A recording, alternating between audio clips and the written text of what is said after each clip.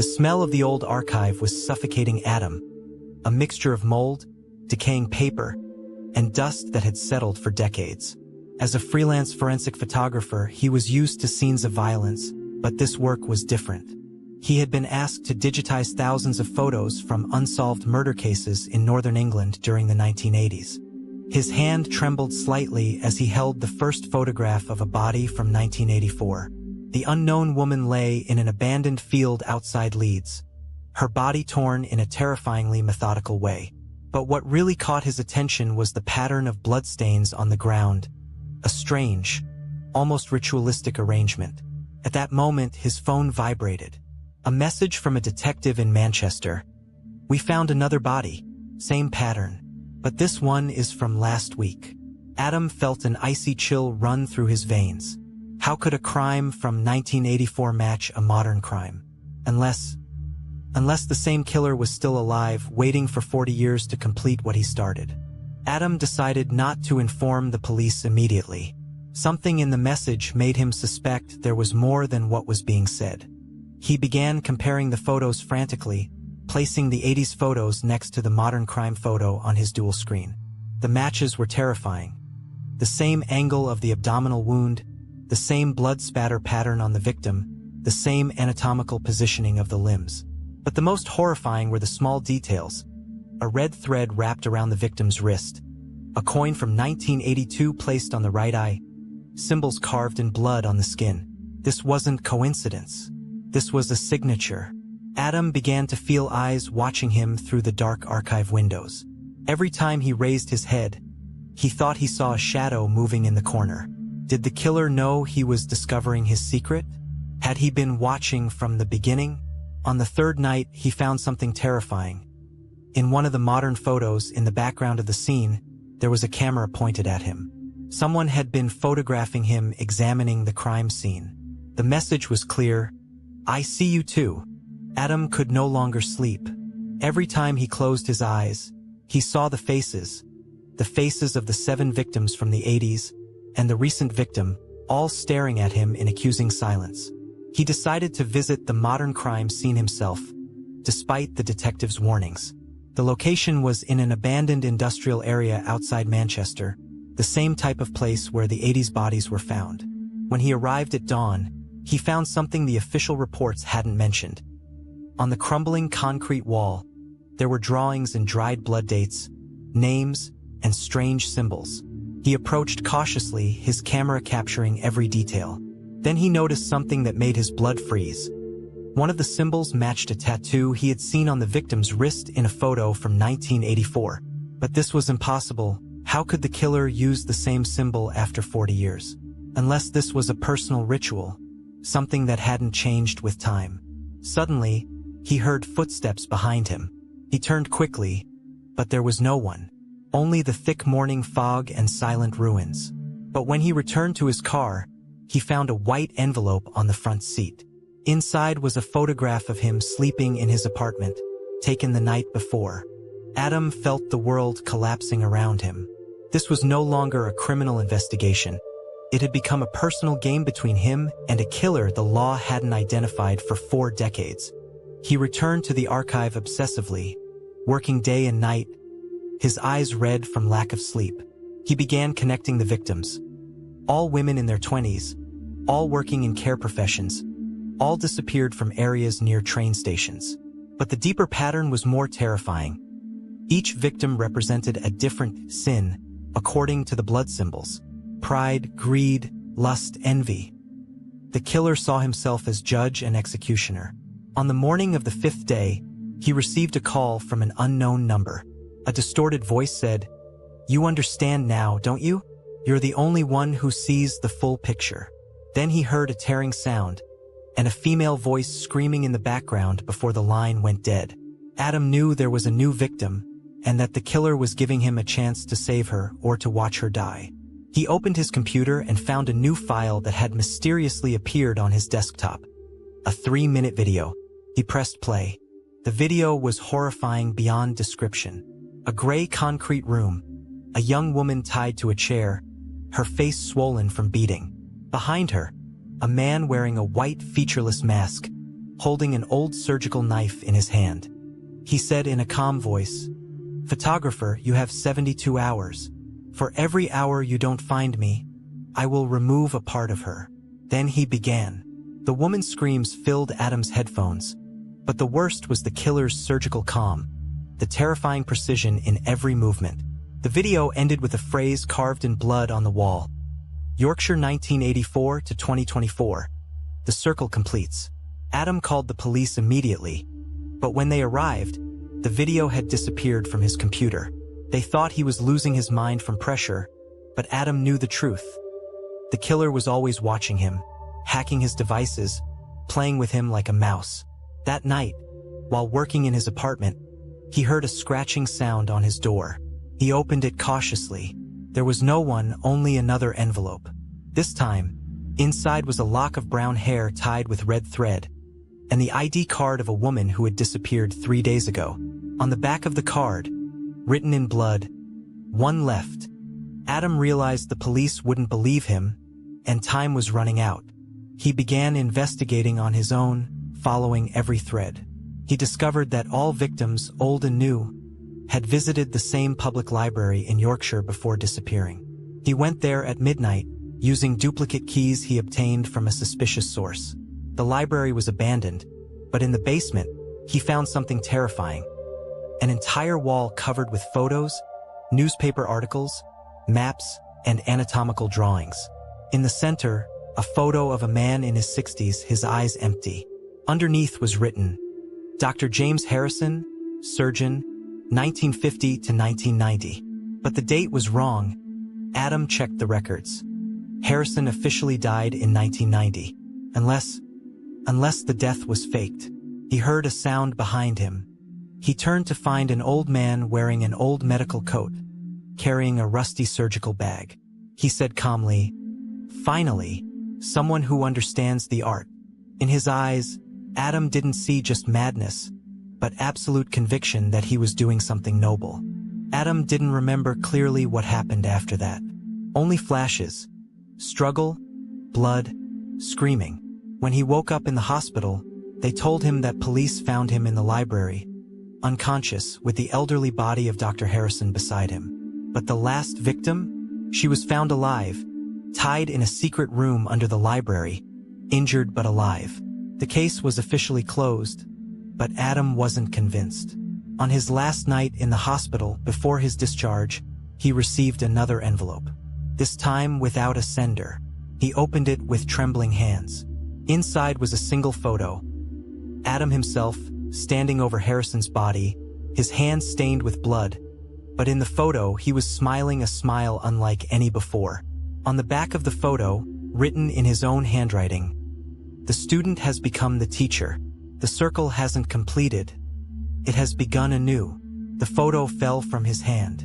He looked out the hospital window, and in the glass reflection, he saw behind him a man wearing a white mask. He turned quickly, but the room was empty, except for the smell of blood, and the smile that began to form on his own lips, without him knowing.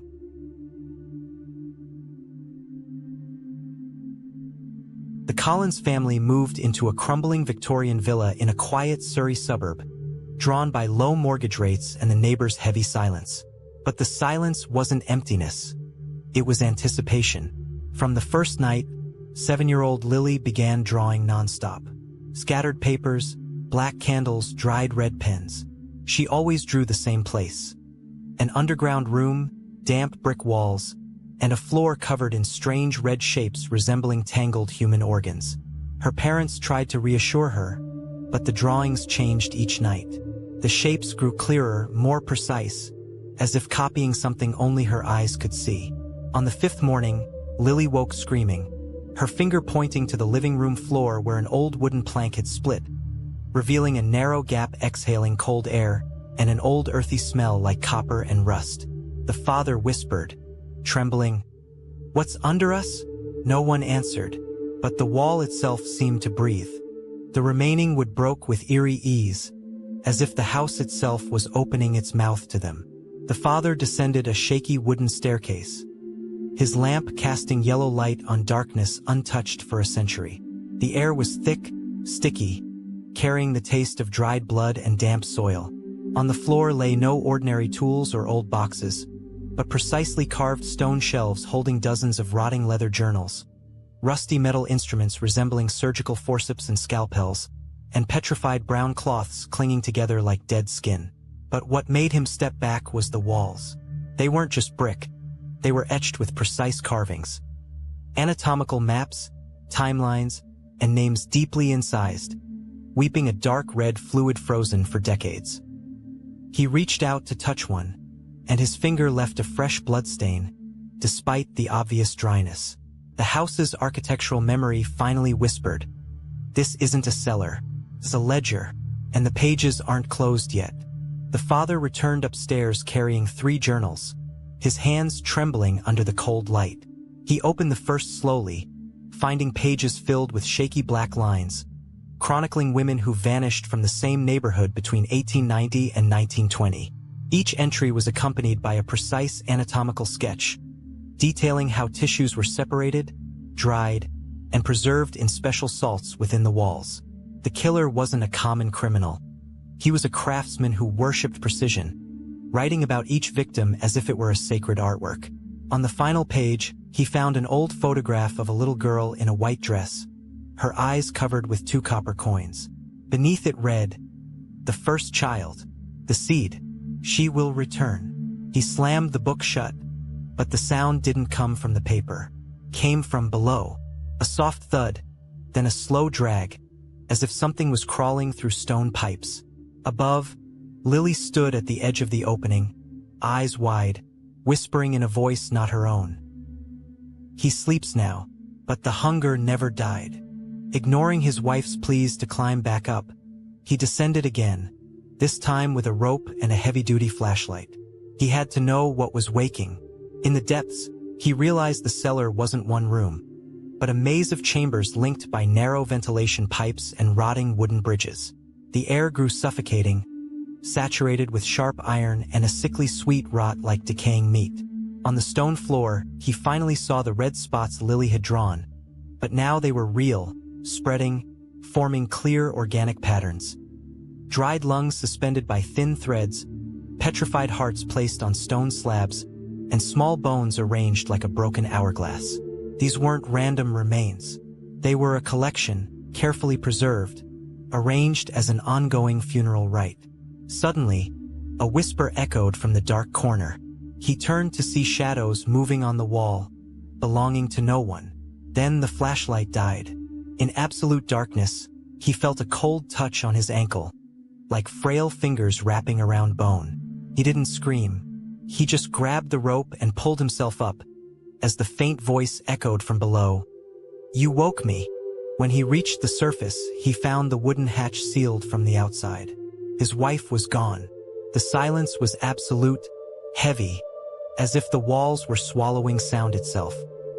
He pounded the wood with his fists, but it only echoed dully, as if striking flesh. In that moment, the house began to change. The walls slowly contracted.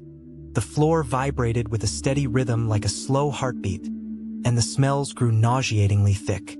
He realized the cellar wasn't an old hiding place, but a living organ within the house's body, waiting for food, for blood, for someone to complete the ritual. He heard Lily scream from below, not in fear, but in strange ecstasy. He descended without a rope, crawling through the narrow crack that had suddenly widened. His skin scraping against sharp brick, his blood mixing with red dust. With every inch deeper, the passage narrowed until he was crawling on his stomach, his chest pressing against the damp floor, his breath short, his eyes catching flashes of red shapes now surrounding him like living walls. He wasn't looking for an exit. He was being pulled inward. At the bottom, he found a circular room, its ceiling low enough to brush his shoulders, its floor covered in a sticky layer of decaying organic matter and cracked, dried blood. In the center sat Lily, but her face was no longer a child's. Her eyes were black, her cracked lips oozing dark fluid, her hands outstretched toward a wall carved with hundreds of names. When he touched her name, the wall burst like torn flesh, revealing moving muscle tissue, pulsing blood vessels, and white bones shifting like a breathing ribcage. This wasn't a house. It was an entity, ancient, starving, feeding on fear and blood for decades, building its memory from victims' flesh. The voice whispered from every direction, "You are now part of the ledger." He tried to run, but the floor swallowed his feet, sticky, hot, dragging them downward. His blood seeped, not from a wound, but from his pores, as if the room demanded it. He screamed, but the brick swallowed the sound. In the dark, he felt frail fingers grip his shoulders and begin to dig, slowly, precisely, just as the original owner had done a century ago. The police found only an empty house, its floor broken, windows open to a cold wind. No trace of the Collins family, no blood, no screams, no journals. Just a single drawing on the kitchen table. A black opening, overlapping red shapes, and in the corner, a small handwritten signature. "We are back." But 6 months later, new neighbors complained of a strange earthy smell beneath the wooden floor. When they lifted the boards, they found a fresh layer of damp brick, carved with new names and bloodstains that hadn't yet dried. Deep below, beneath the loose soil, something pulsed faintly, steadily, like a sleeping heart preparing to wake again. The house didn't kill them. It digested them and added their pages to the living archive, waiting for the next family, the next child, the next drawing. Because the ancient hunger was never satisfied. It only breathes, waits, and remembers. Elian and Sarah arrived in Glenmore Valley after 3 days of driving through thick Scottish fog that blocked the sun entirely. Their mission was academic: document myths of abandoned villages surrounding ancient sacrificial rituals. But an old map bought from an elderly vendor led them to a bog absent from all modern charts. The air here was heavy, saturated with sharp sulfur and a strange blend of rotting algae and frozen flesh. When Elian's boots sank into the black mud, there was no ordinary suction sound, but a faint whisper, as if the earth were breathing. He pulled his foot out slowly, noticing a thin red thread coiling around his ankle. It wasn't plant life, but a dried blood vessel cracking at the touch. Sarah turned to him, her face pale under the gray sky, and pointed with a trembling finger at a clay mass a few meters away. It wasn't a rock. It was a human skull coated in a glassy layer of peat, eyes open, mouth dripping a dark brown fluid slowly seeping into the dry ground. Bogs don't bury, they preserve. As the sun set, the temperature plummeted, and the fog turned into cold clouds clinging to their skin like damp tissue. They sat on the bog's edge, trying to stabilize recording equipment, when the mud began cracking in a steady rhythm, like slow heartbeats. From each fissure emerged faint sounds. Ragged breathing, whispers in ancient Gaelic, and the grinding of bones slowly crushing themselves under geological pressure. But the worst was the smell. It was no longer just rot, but a sharp blend of iron blood, cold sweat, and scorched flesh. Suddenly, Sarah noticed dark red stains appearing on the mud's surface, expanding and merging with each rising clay wave. This wasn't rust or natural oxides. They were living bloodstains, renewing with the earth's movement, as if the bog was absorbing history and bleeding it back. Elian approached with his camera, capturing a close-up of a freshly formed stain. On the screen, he saw no fluid, but fine fibrous tissues, capillary vessels connected to an underground network, and living cells slowly breathing through clay pores. The blood here hadn't died. It was waiting to be read. They dug carefully near the edge of the cracks, using small trowels and archaeological brushes. After 2 hours of work under a light, cold rain, the trowel struck something unnaturally solid. Gently clearing the mud, they revealed a wooden box coated in a thick layer of petrified peat. Upon opening it, they found no jewelry or coins, but rusty surgical tools, dissection scissors, and broken glass tubes, all preserved in terrifying anatomical integrity. Beside them lay rotting leather journals, their pages glued together by a sticky brown fluid. Using fine forceps, Elian carefully separated the first page, reading lines written in ink mixed with blood. The body does not die in the mud. It transforms into memory. Each victim becomes a page, and every drop of blood a letter in an endless narrative. They realized this wasn't a random burial site, but a living laboratory, run by people who believed the bog was a gateway to physical immortality. Suddenly, the ground trembled, and a thin column of mud rose from the depths, carrying at its peak a complete human hand, fingers curled as if gripping an invisible pen. The bog wasn't preserving the dead. It was writing with them. The voices grew clearer, not as echoes, but as overlapping dialogues filling the space between dead trees. Every whisper carried a memory of pain. Every gasp drew an anatomical map of the wound that ended a life. Sarah felt sudden dizziness, her eyes fixed on a small clay pool beginning to boil with brown bubbles. From its center rose a sharp iron smell so intense it induced nausea. Then red stains slowly formed into distorted faces, mouths open in eternal silence. She tried to step back, but her feet sank into mud that had grown warm, sticky, like living skin absorbing heat. The voices whispered to her in a language she hadn't learned but understood. "Read us. We were not buried. We are being told." She caught Elian's eye, his face pale, hands trembling as he held a camera recording every terrifying detail. On the screen, the images were no longer just shots, but moving tissues, pulsing vessels, and blood flowing upward against gravity into the gray sky.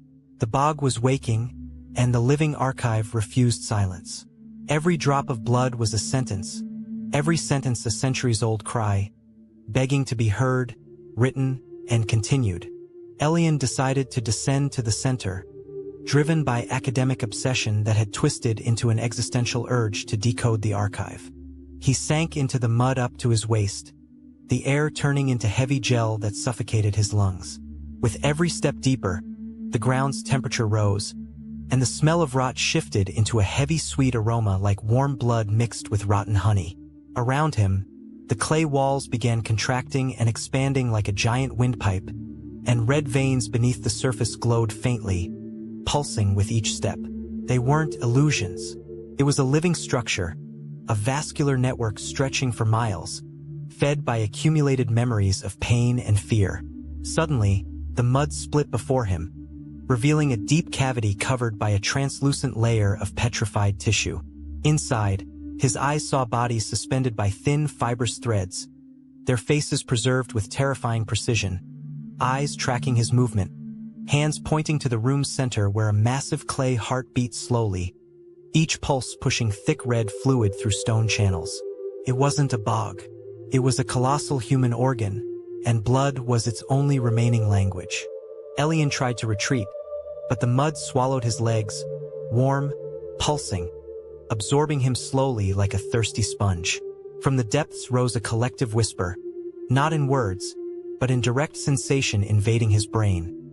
Dissected anatomical images, sensations of suffocation, cold metal clamps, heat of internal bleeding. Each victim transferred its memory directly into his veins. He fell to his knees, his hands scratching bloody mud, fingers cracking and staining with thick dark red fluid that wouldn't dry. When he raised his eyes, he saw Sarah on the edge, her face torn between horror and awe, raising her camera to record the moment the bog consumed him. But he didn't scream for help. He whispered hoarsely, "Write what you see. This is the true history." Suddenly, his clay chest split like torn flesh, revealing white ribs breathing, and a small heart of peat and blood pulsing inside his cavity. He wasn't dying. He was being added to the collection. Blood seeped from his pores, sinking into the earth, merging with old stains, becoming a new letter in an endless narrative. The living archive was hungry, and the mud wasn't a grave, but a womb rebirthing through death. Sarah returned alone, carrying a camera filled with scientifically inexplicable footage, and a leather journal found at the edge, its pages white and waiting for ink. In the city, she tried to report what she saw, but authorities closed the file, labeling it natural incidents in a geologically unstable zone. But she knew the truth. Every night at midnight, she opens the window and smells damp clay and faint iron blood. On her desk, small red stains appear daily, slowly forming ancient Gaelic symbols, as if the bog reaches across distance to continue writing. Elian didn't die. He became a page, and the bog became a living, breathing archive, waiting for the next researcher, the next reader, the next victim who will understand that blood isn't an end, but memory that refuses silence.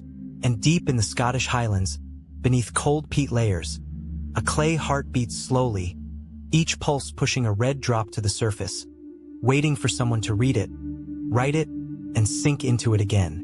Because the mud doesn't forget. It only waits for someone to listen. Arthur James lived in voluntary isolation, his small house in London's suburbs surrounded by black curtains, blocking the daylight he despised. Since retiring 5 years ago, he hadn't touched a single case file, fleeing the shadow of failure that haunted his career. But that cold morning, the sharp ring of the doorbell broke the silence. No one was there, only a brown cardboard box on the doorstep, sealed with gray tape, no sender's address. He carried it inside, hands trembling for reasons unknown. Opening it, he found a white cloth stained with a dark, dry, cracked bloodstain, accompanied by a newspaper clipping from 1998 about an unsolved girl's disappearance. The smell of blood was strong, metallic, piercing his senses instantly. Suddenly, he wasn't in his room.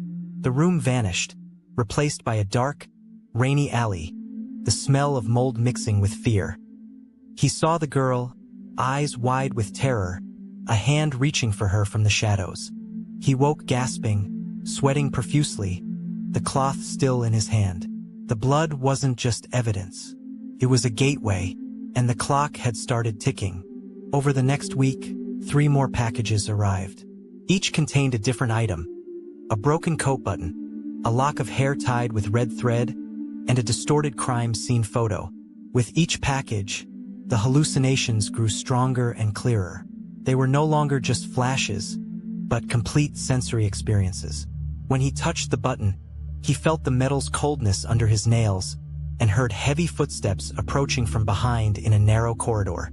When he smelled the hair, he inhaled the scent of cheap shampoo mixed with fresh blood, feeling rough fingers gripping an invisible victim's neck. Arthur realized these weren't random memories. They were precise reenactments of the crimes as they actually happened, with details the police never released. The sender didn't just know the details. They had lived them or committed them. Arthur began losing sleep, eyes sunken, skin pale as ash. He tried to resist the visions, but the blood was stronger than his will. On the 4th night, he woke to find himself standing in his kitchen, holding a knife, hands stained with phantom blood, while a voice whispered in his ear, "You forgot the most important part, Arthur. Look closely." Arthur decided to break the silence and head to the old police archive, using past connections to enter after hours. The building was abandoned, lit by flickering fluorescent lights creating moving shadows like ghosts. He found the required files in a cold basement, the smell of old paper and dust filling his lungs.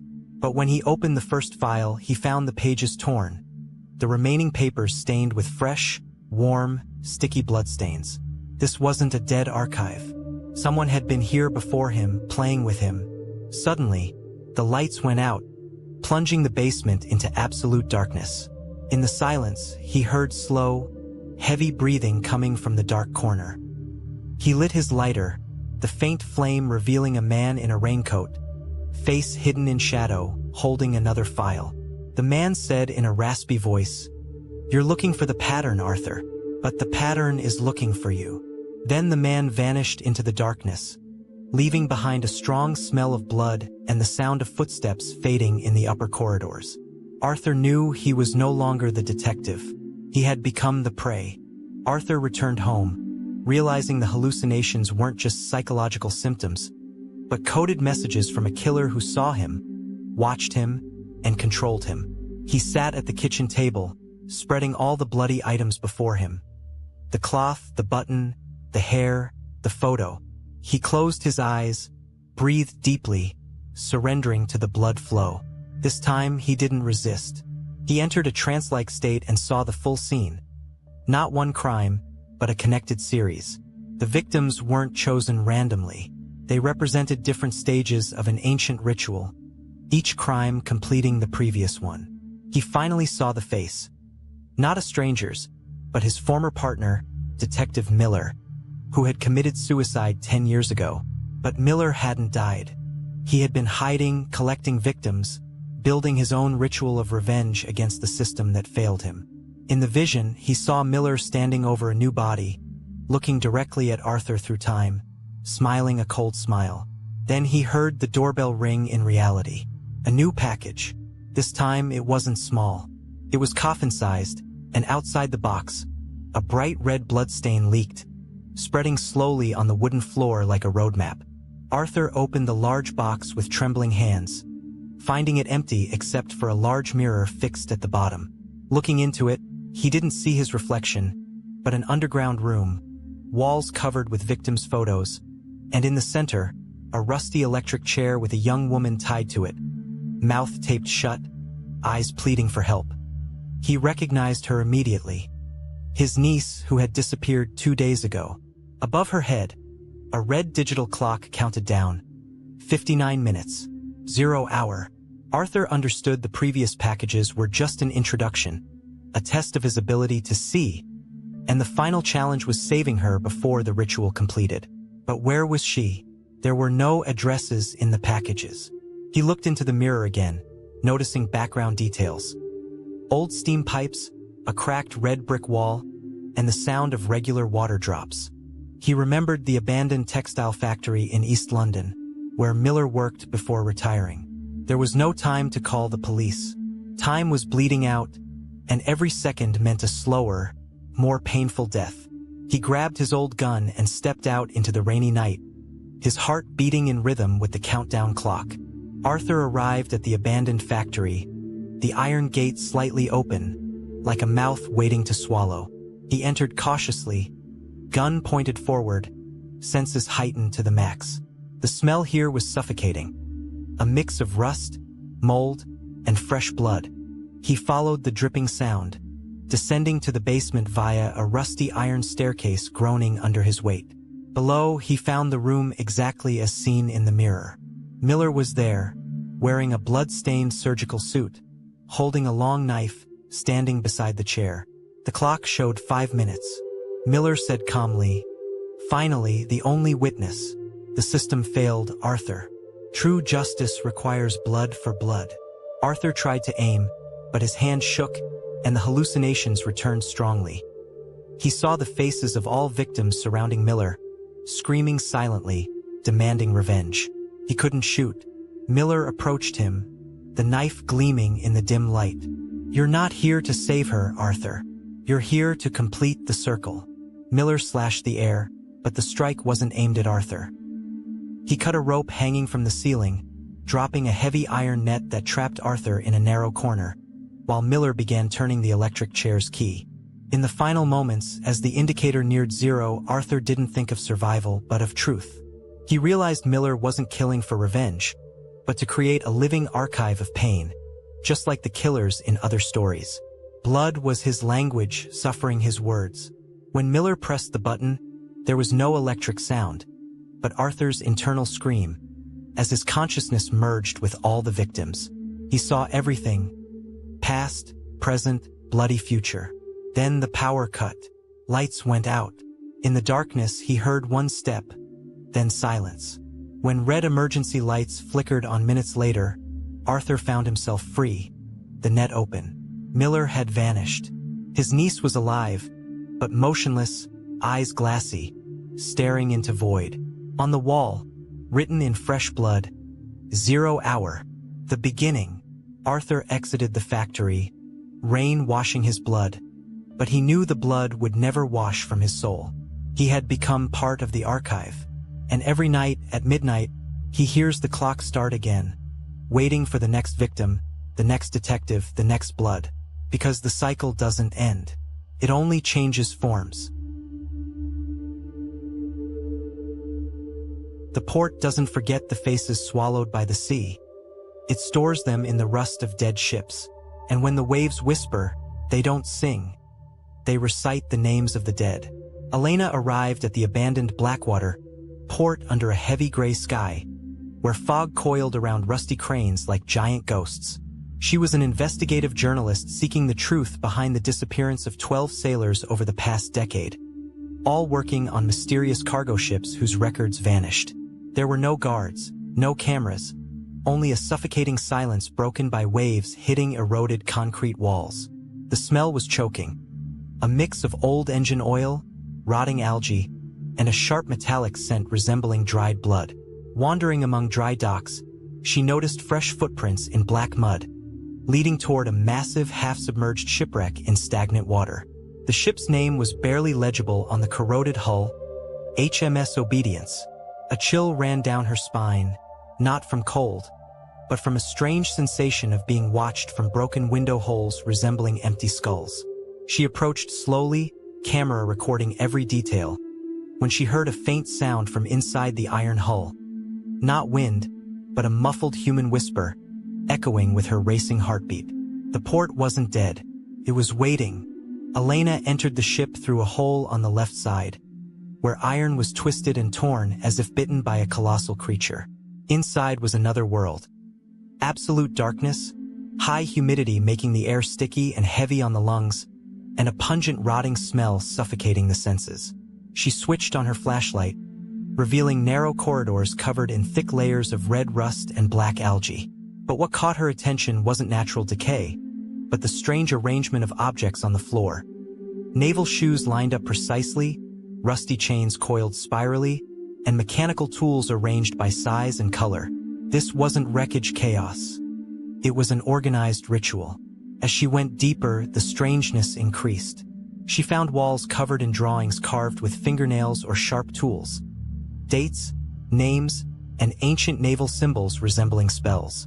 At the end of the main corridor, she found an iron door locked with a massive chain and rusty padlock.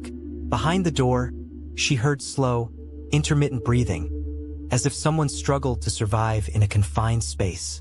Elena's hand trembled as she reached for the lock, realizing she had passed the point of no return. The silence here wasn't emptiness. It was pressure waiting to burst.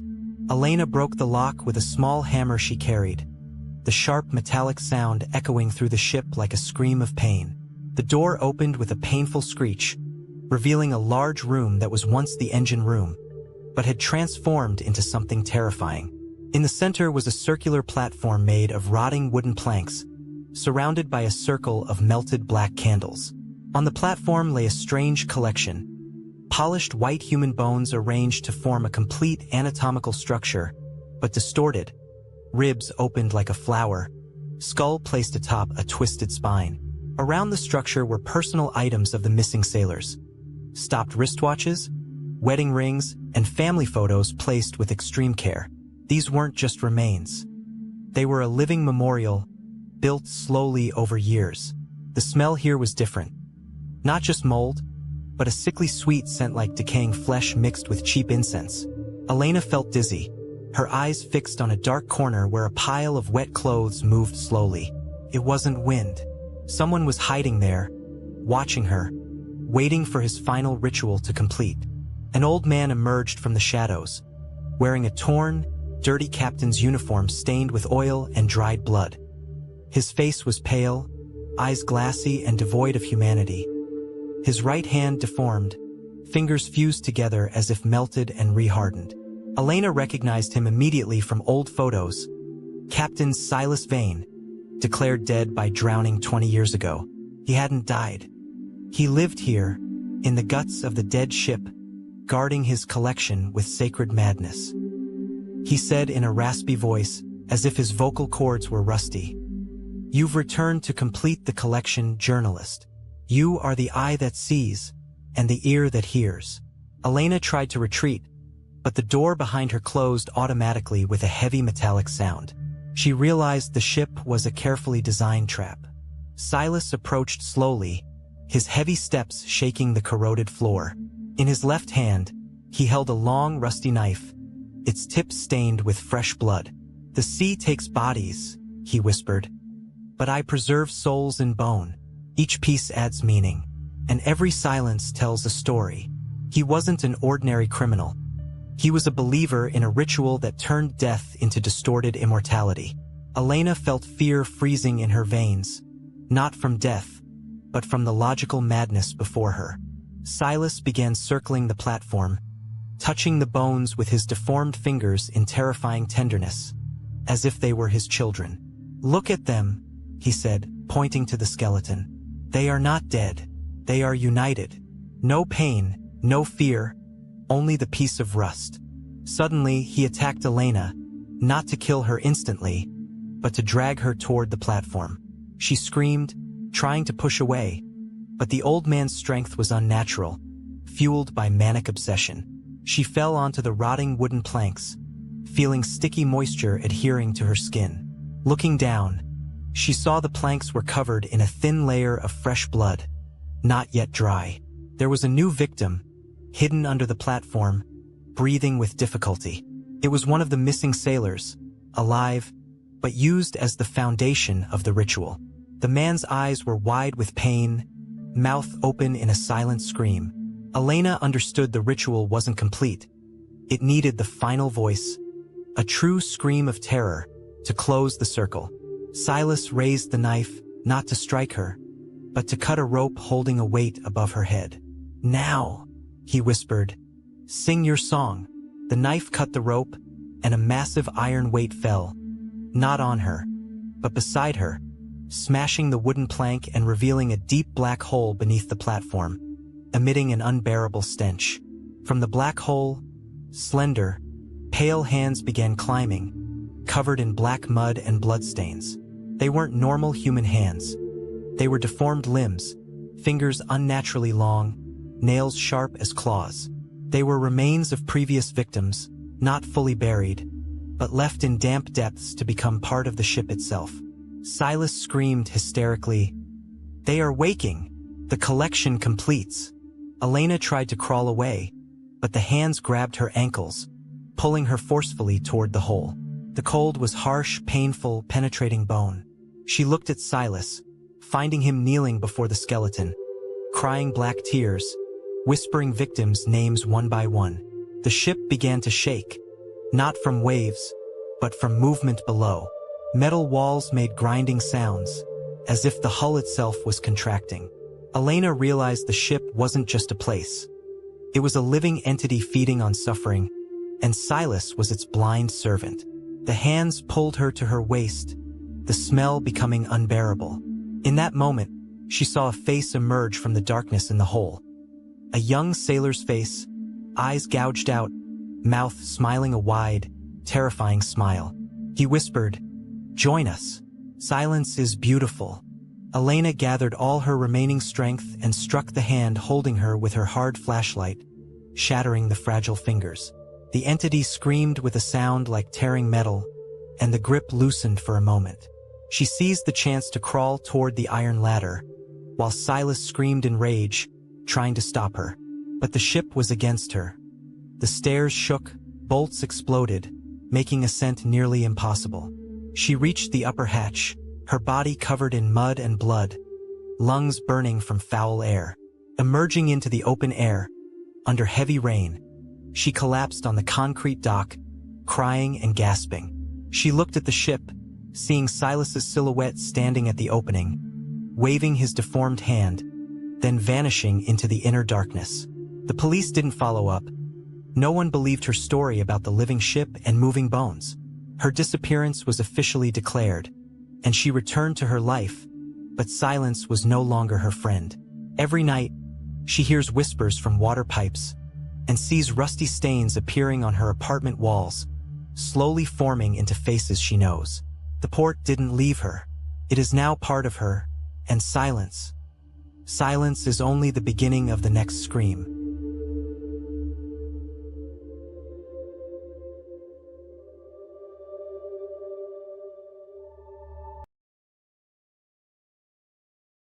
The rain had been falling for 3 days straight, turning the forest floor into a sucking quagmire of mud and rotting leaves.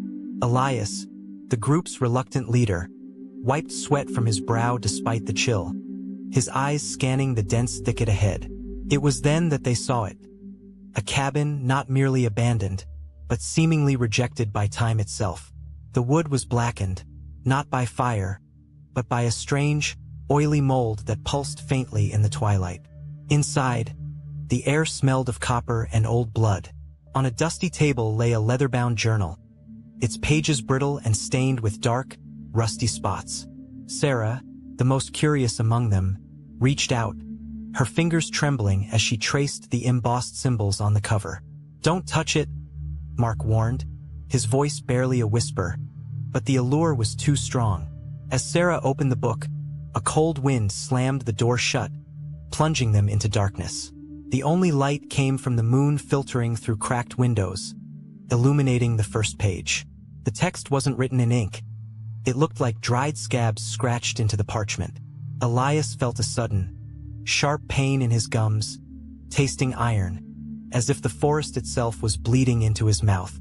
They were no longer just hikers. They had become participants in a ritual they didn't understand, standing on the threshold of a nightmare that had been waiting centuries for fresh meat. Sarah's eyes glazed over, reflecting a hypnotic green light that seemed to emanate from the pages themselves. She began to read aloud, her voice changing pitch, becoming deeper, guttural, and unnatural. The words were jagged, tearing at their throats as they tried to speak them, yet she flowed through them with terrifying ease. "Sanguis Silvae, corpus meum," she chanted, the Latin phrases twisting into something older, something primal. Elias tried to grab the book, but his hands slipped on the slick, wet pages as if they were coated in fresh gore. Suddenly, the candle flames turned blue and elongated, stretching toward the ceiling like desperate fingers. A low hum vibrated through the floorboards, shaking their bones. Mark screamed as a splinter from the table drove itself into his palm, not by accident, but with malicious intent, pinning his hand to the wood. Blood welled up, dark and thick, dripping onto the journal. The book absorbed it instantly, the pages swelling and pulsing like a living heart. The incantation wasn't a sealing spell. It was an invitation. The shadows in the corners of the room detached themselves from the walls, coalescing into humanoid shapes with hollow, empty sockets where eyes should be. The air grew heavy, pressing against their chests, making every breath a struggle against invisible weights. They realized too late that they hadn't found a shelter. They had walked into a stomach. They burst out of the cabin, gasping for air, only to find the world outside had fundamentally changed. The trees, once tall and straight pines, now twisted into agonizing spirals, their bark resembling stretched human skin, pale and translucent. Veins pulsed beneath the surface of the trunks, pumping a black ichor that smelled of sulfur and decay. The trail they had come in on was gone. In its place was a labyrinth of roots that shifted and writhed like snakes whenever they looked away. Elias checked his compass, but the needle spun violently, cracking the glass face before snapping off. "We need to stick together," he shouted, but his voice sounded distant, muffled by the thick, oppressive fog that rolled in from nowhere. The fog wasn't white. It was a sickly yellow, clinging to their skin like sticky spiderwebs. Jenny, the youngest, screamed as a branch whipped out from the darkness, slicing across her cheek. The cut didn't bleed red. It oozed a clear, viscous fluid that burned like acid. She clawed at her face, her nails digging into her own flesh in panic. The forest was alive and it was hungry. Every step they took sank deeper into the mud, which felt warm and soft, like decomposing tissue. The sounds of the night, crickets, owls, were replaced by a deafening silence, broken only by the wet, squelching sound of the ground breathing beneath their feet. As they stumbled through the twisted labyrinth, a voice called out from the darkness, "Help me, please, it hurts." It was Jenny's voice, clear and terrified. But Jenny was standing right next to Elias, her mouth taped shut by vines that had grown rapidly from the ground. Her eyes were wide with horror, tears streaming down her face as she shook her head violently. "That's not me!" She tried to scream, but the vines tightened, cutting into her lips. Another voice joined the chorus. This time it was Mark's. "Over here. I found a way out." Mark was 10 feet away, paralyzed by fear, watching his own voice betray him. The entities in the woods were learning. They weren't just ghosts. They were predators using sound as bait. The voices grew louder, more desperate, overlapping in a cacophony of pleas. Then, the tone shifted. The pleading stopped, replaced by a low, mocking laughter that echoed from every direction. "You taste so sweet," the voice whispered, now sounding exactly like Elias's deceased mother. He froze, his heart hammering against his ribs like a trapped bird. The psychological torture was worse than the physical pain. The forest knew their deepest fears, their deepest loves, and it used them as weapons.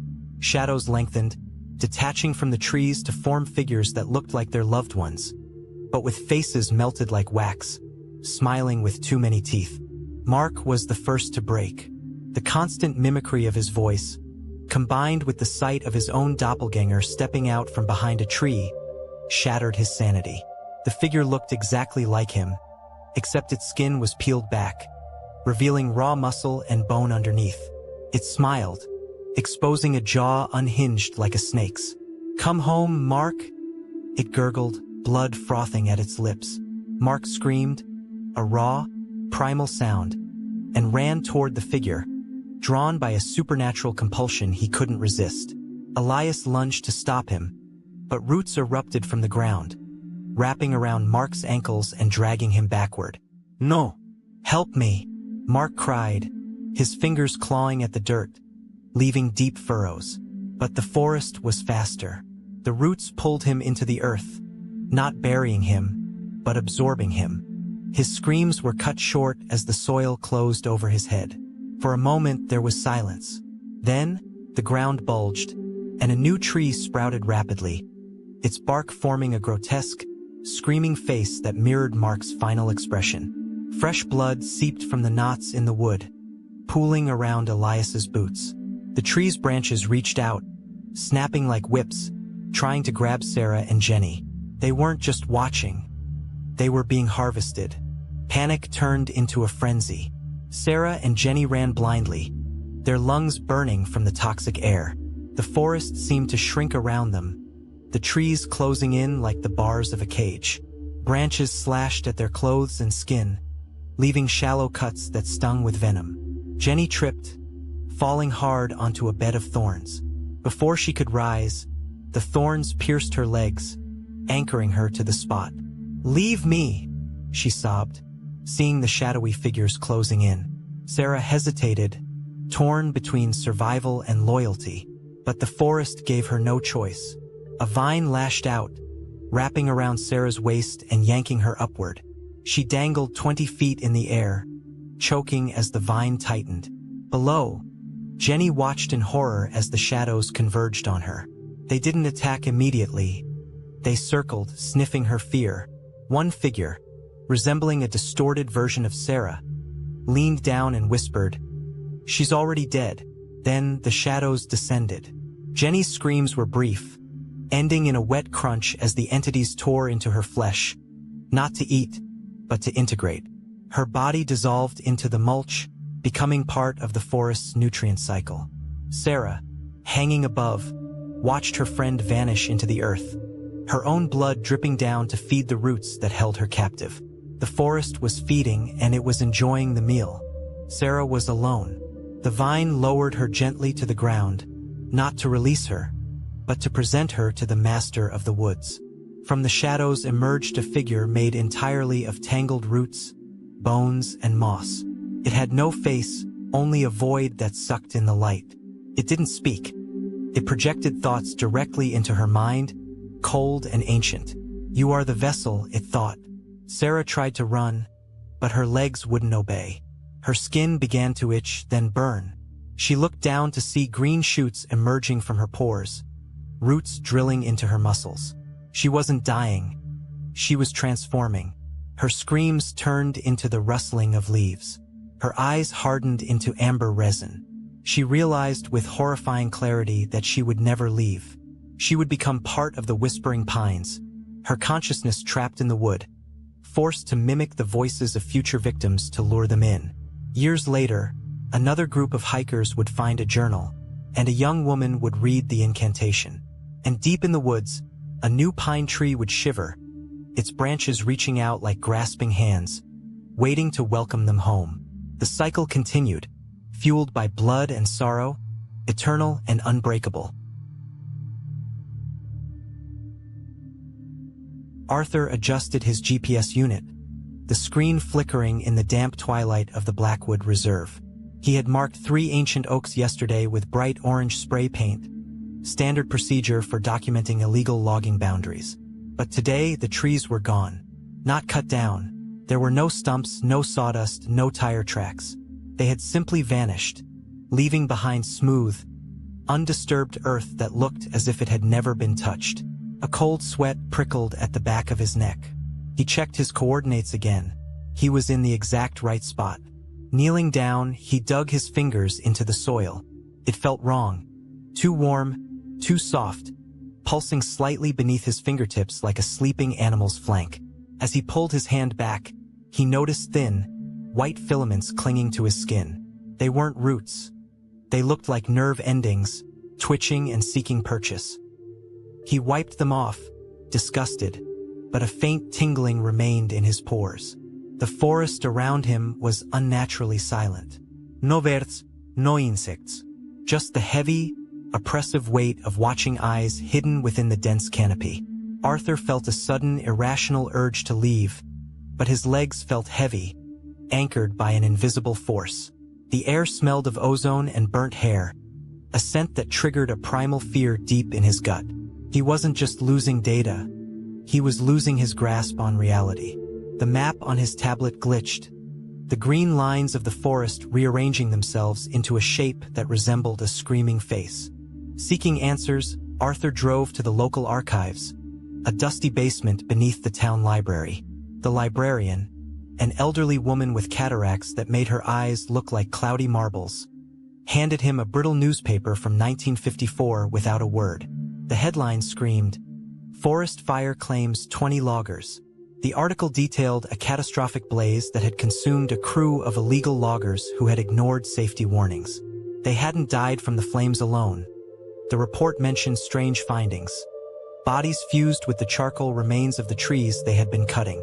Their bones had merged with the wood, their screams silenced by the ash. Arthur read on, his heart pounding.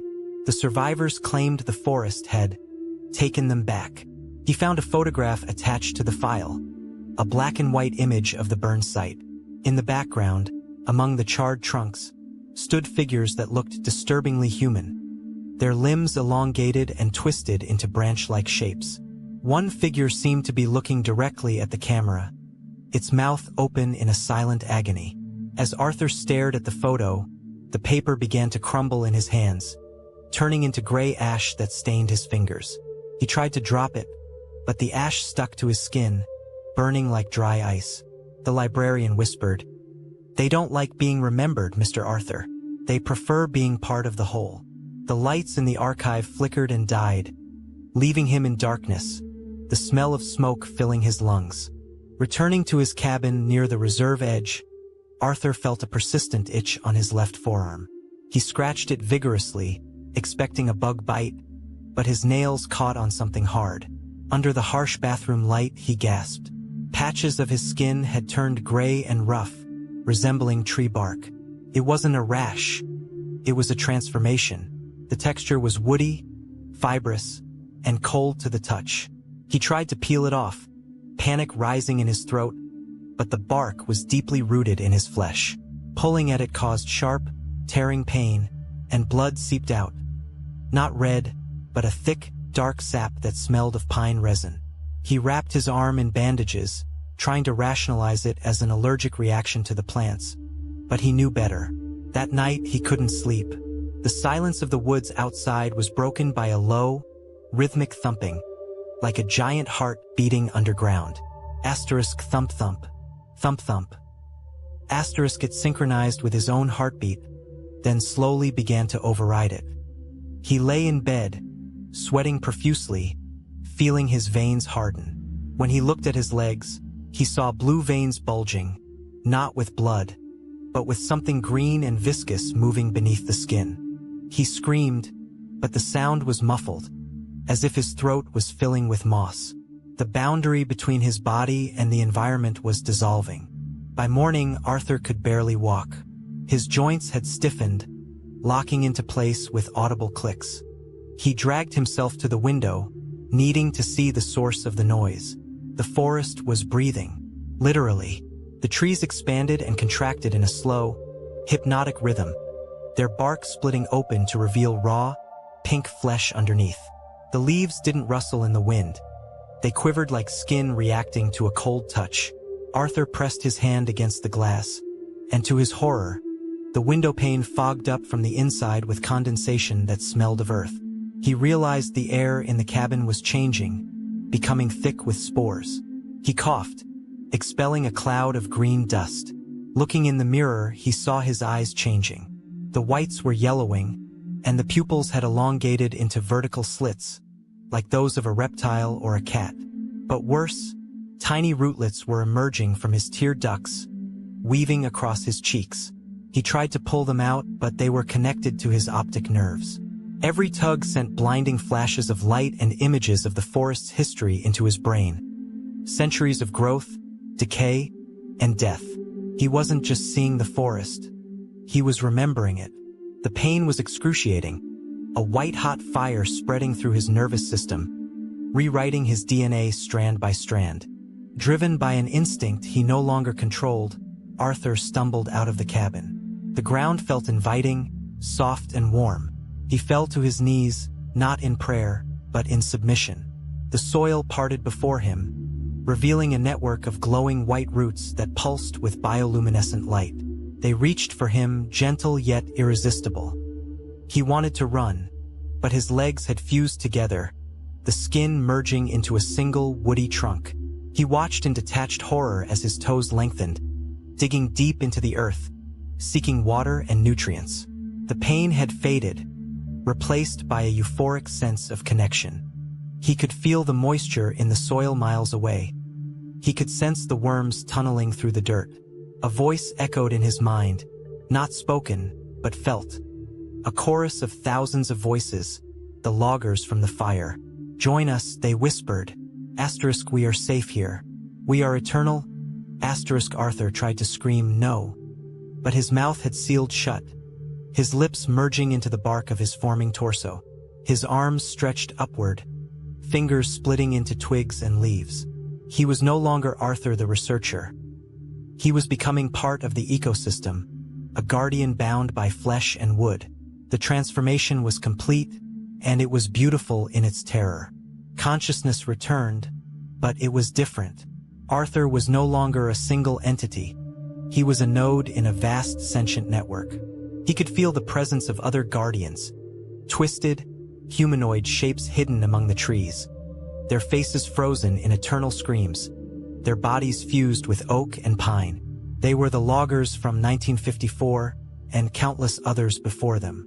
They didn't hate humans. They protected the forest from them. Arthur felt a surge of protective rage when he sensed a vibration in the distance. Illegal loggers, approaching with chainsaws. The sound was an abomination, a violation of the sacred silence. His new body responded instantly. Roots erupted from the ground, tripping the men. Branches whipped down, slashing tires and shattering windshields. Arthur didn't want to kill them. He wanted to assimilate them. He directed the vines to wrap around their ankles, dragging them into the soft, hungry earth. He could feel their fear, their confusion, and then their acceptance as the roots penetrated their skin. They would join the chorus. They would become part of the wall that kept the world out. The forest was growing stronger, fed by the bone and blood of intruders. Weeks later, a search party found Arthur's abandoned cabin. Inside, they found his journal, the last entry scribbled in a shaky hand. "It's not haunting, it's healing." They found no trace of Arthur. Outside, the forest seemed denser, darker. Among the trees, they noticed a new addition. A tall, slender pine with bark that strangely resembled human skin. If one looked closely, they could see the faint outline of a face in the knots, eyes closed in peaceful slumber. The rangers felt a chill, a sense of being watched by something ancient and indifferent. They marked the area as restricted and left, unaware that the roots beneath their boots were already tasting their scent, memorizing their steps. Arthur was gone, but he was everywhere. He was the wind in the branches, the creak of the wood, the silence between the bird calls.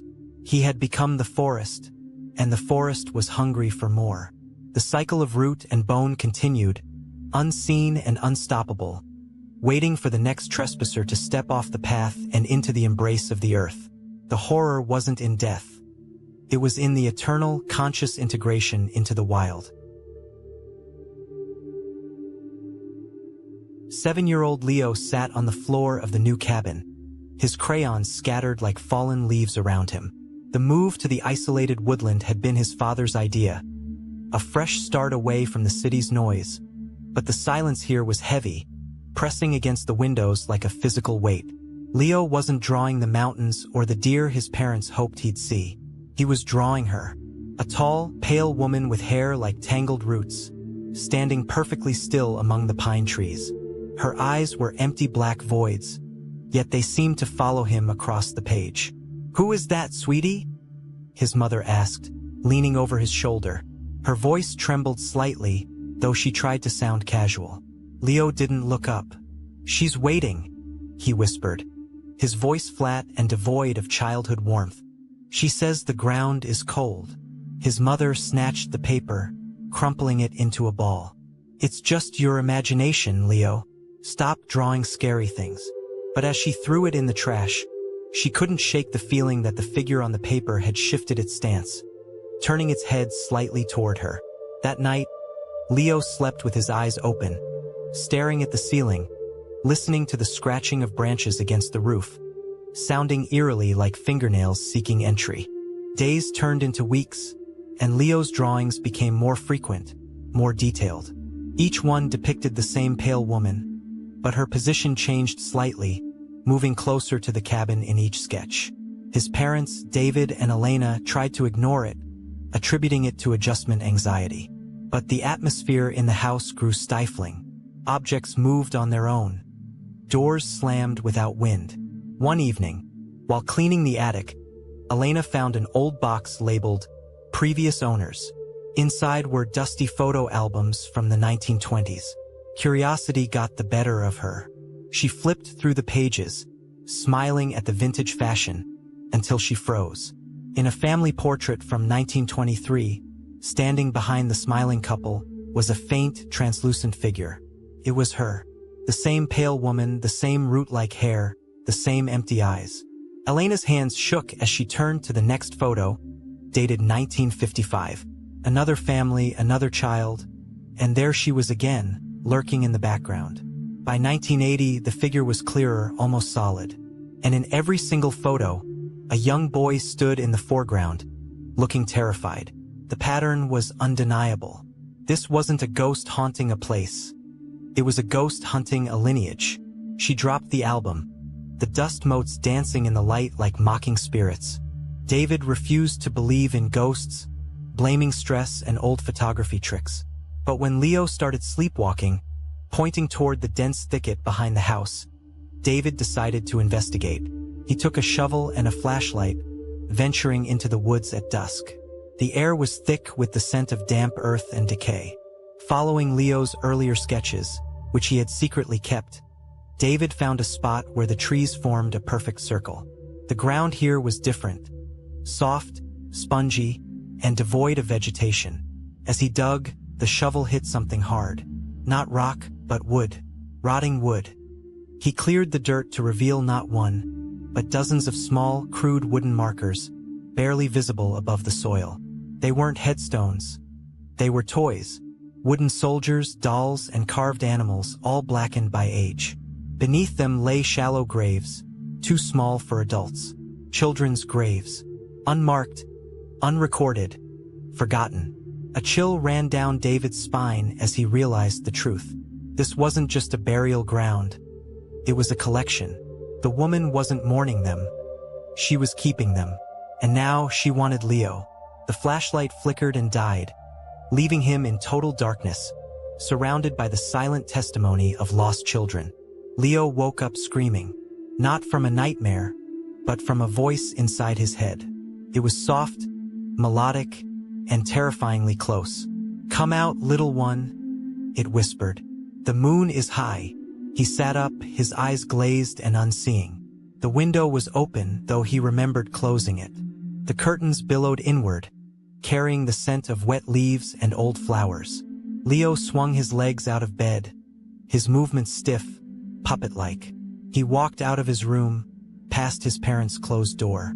He could hear them sleeping, their breathing rhythmic and oblivious. The hallway stretched longer than it should have, the shadows lengthening into grasping hands. At the front door, the lock clicked open on its own. Leo stepped out into the night. The forest was alive. The trees seemed to lean toward him, their branches forming an aisle leading deeper into the woods. Fireflies danced around him, but their light was cold and blue. He didn't feel fear anymore. He felt a strange, pulling longing.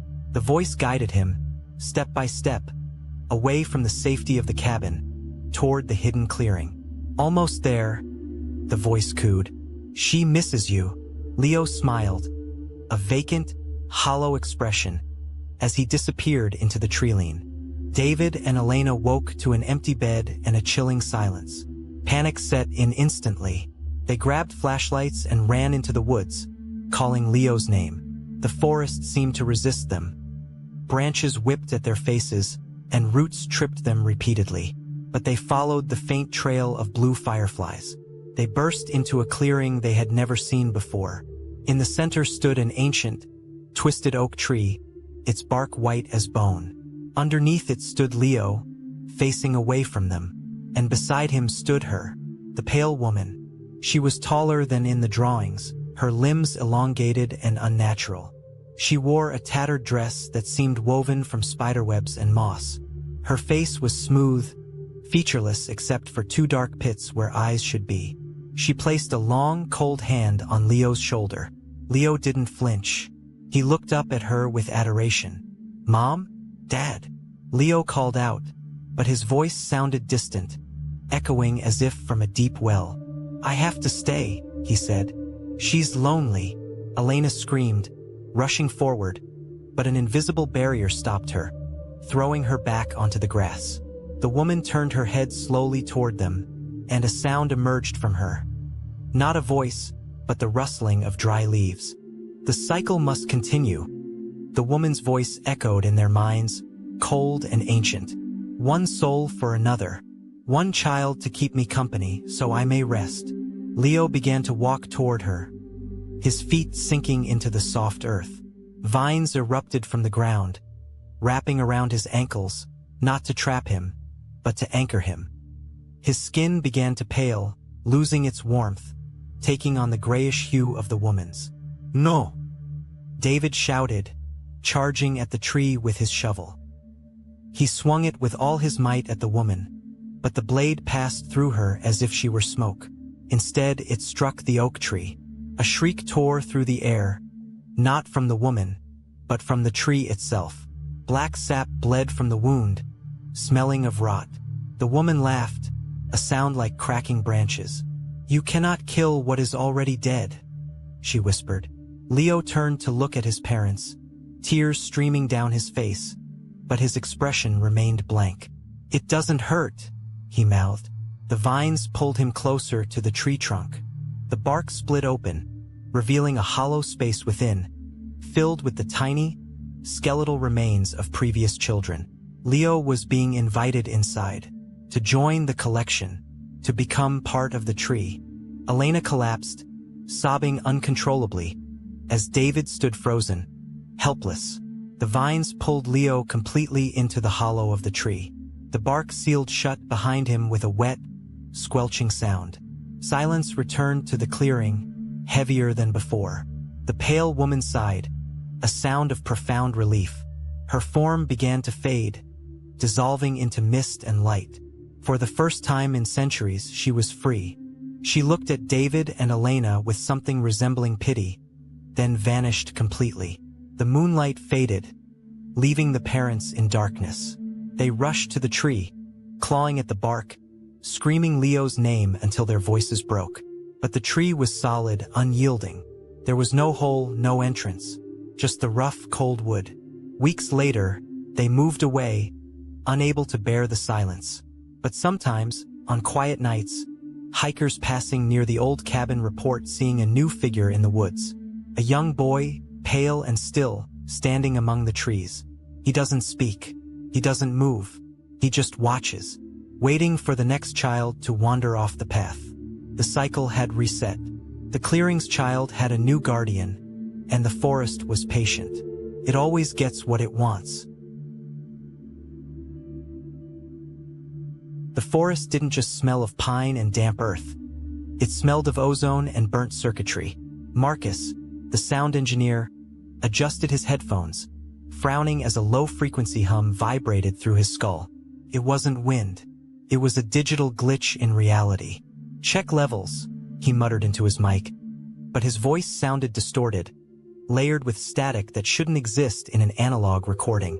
The documentary crew, Marcus, Sarah the director, and Jake the cameraman, had entered the Whispering Zone, a sector of the Blackwood Reserve where hikers vanished without a trace, leaving only their equipment behind. The trees here were unnaturally straight, like barcode lines against the gray sky. As they walked, the air grew thick, resisting their movement. Marcus's parabolic microphone, designed to capture distant sounds, picked up something impossible. A conversation happening 10 minutes in the future. He heard Sarah scream, then the sound of breaking bone. He ripped the headphones off, heart pounding. "Did you hear that?" he asked, pale. Sarah looked at him, confused. "Hear what?" "It's silent." But the silence was heavy, pregnant with unseen threats. The static in Marcus's ears grew louder, a whispering chorus of thousands of lost voices, all speaking at once, begging for help, or perhaps warning them to run. Jake raised his night vision camera, the green monochrome display flickering. Through the lens, the forest looked different, alive with spectral energy. Shadows detached from the trees, forming humanoid shapes that danced erratically. "Guys, look at this," Jake whispered, zooming in on a figure standing 50 yards away. It was a hiker wearing a red jacket, facing away from them. But when Jake lowered the camera to look with his naked eyes, the figure was gone. Only empty space remained. He raised the camera again. The figure was back, now closer. "It's a time echo," Marcus explained, his voice trembling. "Residual energy replaying final moments. Don't engage." But the figure in the lens turned its head. It didn't have a face, just a swirling vortex of static noise. Suddenly, the audio feed in Marcus's recorder spiked. A deafening screech tore through the speakers, causing Jake to drop the camera. The lens cracked. When they looked at the playback later, the footage showed the figure stepping out of the loop, moving toward the camera with unnatural speed. The timestamp on the video jumped forward by 3 hours. They weren't just recording history. They were inviting it into the present. The forest was no longer passive. It was watching, learning, and adapting to their technology. Night fell rapidly, swallowing the campsite in darkness. They set up perimeter alarms, motion sensors linked to bright floodlights. Marcus monitored the audio feeds, trying to filter out the background static. But the static was changing. It began to mimic their voices. "Sarah, check the battery," his own voice said from the speakers, clear and urgent. Sarah looked up, confused. "I didn't say that." Then, Jake's voice came through. "Something's behind you." Jake spun around, swinging his flashlight, but there was nothing. The entity was learning their speech patterns, their cadence, their fear. It wasn't just repeating words. It was constructing sentences to create panic. Marcus realized with horror that the entity was feeding on the recorded audio files stored in their digital recorders. Every time they saved a clip, the file size grew larger, corrupted by unknown data. The entity was using their own documentation as a blueprint to manifest physically. The floodlights flickered on, illuminating the tree line. Standing there was a figure made entirely of jagged, pixelated light, resembling their camera equipment fused with human flesh. It had lenses for eyes and microphone cables for veins. It smiled, a glitchy, tearing expression. Panic erupted. Sarah grabbed her gear, shouting orders that went unheard over the rising cacophony of static. The pixelated figure stepped forward, its movement jerky, like a video buffering. As it moved, the environment around it warped. Trees twisted into impossible angles, forming a cage of branches. Marcus noticed that the traps weren't natural. They were reconstructions of accidents reported in old news articles they had researched. A tripwire, invisible to the eye but visible on the night vision monitor, snapped tight around Jake's ankle. He screamed as his leg was yanked upward, suspended in the air. Blood poured from his shin, but instead of hitting the ground, the blood droplets froze in mid-air, turning into red pixels before dissolving into digital dust. The entity was rewriting the laws of physics within its radius. "Cut the feed," Marcus yelled, smashing his recorder. But it was too late. The entity had already uploaded their presence into its system. Jake's screams were looped, playing repeatedly from the trees surrounding them. The forest had become a server room, and they were the corrupted data being deleted. The coldness was absolute, freezing their breath into clouds of binary code. Marcus realized the entity was vulnerable to silence. It thrived on input, sound, image, data. "Stop recording. Turn everything off," he screamed, ripping batteries from his devices. Sarah hesitated, her instinct to document overriding her survival instinct. That hesitation cost them. The pixelated figure lunged at her, its limb extending like a telescoping lens. It struck her chest, not with force, but with information. She gasped, her eyes rolling back. Her skin began to flicker, transparency revealing skeletal structures underneath made of wire and glass. She was being digitized. Marcus grabbed her, pulling her away, but her arm remained stuck in the entity's grasp. With a sickening crunch, her arm detached, not bleeding, but sparking with electricity. The severed limb dissolved into a cloud of static, absorbed into the creature. Sarah collapsed, clutching her shoulder, her face pale and glitching. "It's inside me," she whispered, her voice overlapping with multiple other voices. "It's uploading." The forest around them began to delete itself, trees vanishing into white voids, leaving them exposed in a blank, digital wasteland. The entity was clearing the stage for the final act. Jake, still suspended by the invisible tripwire, watched in horror as Sarah deteriorated. Her body was becoming translucent, her features smoothing out into a blank, mannequin-like surface. Marcus knew he had to destroy the source. The entity was anchored to the main camera, which was still running, broadcasting their terror to nowhere or everywhere. He crawled toward the camera, the ground beneath him feeling like smooth glass. The pixelated figure blocked his path, its face a swirling storm of static. It spoke with Sarah's voice, then Jake's, then his own. "Join the archive," it commanded. Marcus closed his eyes, focusing on the silence within himself. He pulled a flare gun from his emergency kit, not to shoot the monster but to shoot the camera. The magnesium flare burned at 3,000 degrees, hot enough to melt silicon and plastic. He fired. The flare struck the camera lens, exploding in a burst of white heat. The entity shrieked, a sound of digital agony that shattered the remaining glass on their equipment. The pixelated form destabilized, fracturing into millions of tiny squares of light. Silence returned, absolute and terrifying. The forest reappeared, but it was changed. The colors were muted, gray and lifeless. Jake dropped to the ground, his leg broken but real, bleeding red blood.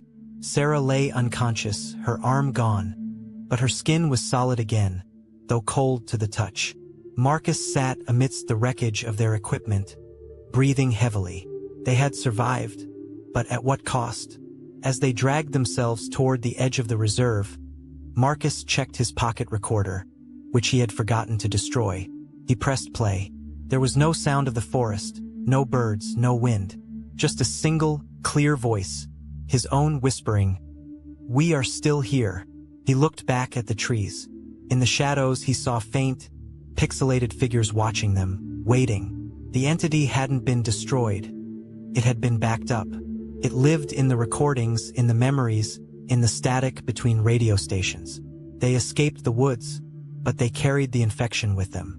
Every time they heard static, every time a screen flickered, they would know. The clearing's child was gone, but the static woods were eternal, and they were always listening.